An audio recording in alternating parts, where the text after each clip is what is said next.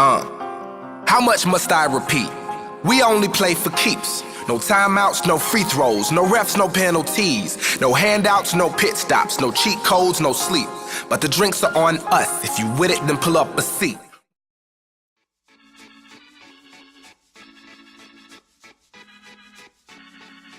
You probably have a games console in your home, whether it's on your desk, in your bedroom, or maybe just in your living room.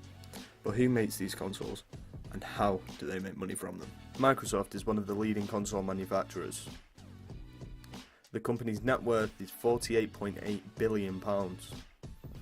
They've sold approximately 81.2 million consoles since the Xbox 360 launch in November 2005. They offer two current consoles, the Xbox 360 that retails at £150 and the Xbox One that retails at £429. Both consoles require an Xbox Live Gold subscription to play online. This retails at £35 per year. If console gaming is this successful, then how do the consumers feel about the products they buy from these major businesses? But it was a long actual time ago. I think it was probably came from watching the Pokemon anime when I was like younger, and then obviously there's game series on it, so that drew me into the idea of gaming. So how much do you reckon you've spent on buying gaming related products for your son? So that could be games, consoles, accessories. Over the years I've probably put it in the thousands. Probably a couple of thousand. The majority of console games nowadays are made by independent developers, for example Infinity Ward, the company behind the Call of Duty series. They will create their game and present their finished product to a publisher like Activision. Publishers are responsible for all of the game's manufacturing and marketing. They will then distribute the games to online vendors and stores, making these games easily accessible for the consumer. Well, it depends on the day. If you get into a game, then you can be up to like 10 hours and beyond, but most days after school it's like a few hours.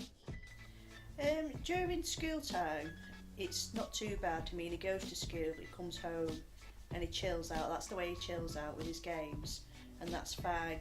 I think the only time it becomes a problem is in the summer holidays or any other holiday, when he wants to spend 24/7 on. Then I can find it a bit annoying, and I want him to do other things.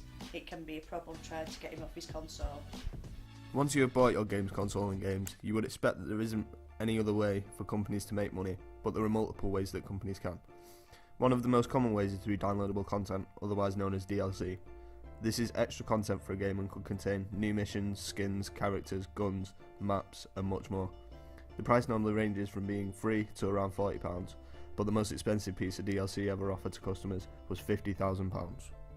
There is also a big business in providing accessories for console gaming. Scuf Gaming are popular for their controllers, which remaps the buttons to paddles on the back of the controller. Another company popular for their accessories is Astro. Astro make premium gaming headsets. These accessories are expensive and may leave a dent in your pocket, but they provide a different experience you wouldn't get otherwise, and that is where they make their money. Consumers can also make money through gaming. Take Optic Nadeshot for example. Nadeshot, otherwise known as Matt Hag, has become the most popular professional Call of Duty player. Using services like YouTube and Twitch to build his fanbase, he now has over 1 million subscribers on YouTube. By monetizing his videos, he makes approximately $10,000 a month from YouTube alone, not including his sponsorships from Red Bull, Scuf and Astro, his tournament winnings, or the subscribers from his Twitch channel. And this isn't a one-off. Numerous professionals and normal people use the same methods as Nadeshot to make a living. Your favourite hobby is now turning into a line of work. Well, Matthew's been gaming that long, it's hard to remember what he was like. The only thing I can say is when he is on his console, certain games he can react quite aggressively to, and it becomes too intense, and I'll ask him to come off the console, and that can cause problems, and he doesn't seem to be able to leave it even though it's frustrating him. But on some games he's okay, so... Do you mean if it's just literally handed in front of me? If it was literally just handed in front of you on a plate. You mean I was just getting money and everything off it? If you had the opportunity to take it, if someone come up to you and said, hey, do you want to be a professional gamer? Well, yeah, it's what I would like to do, and if I don't have to work in an office and get bored, then good way of making money and I'm enjoying myself. Console gaming is forever becoming more expensive, but yet more accessible to the consumer. Will you join the revolution?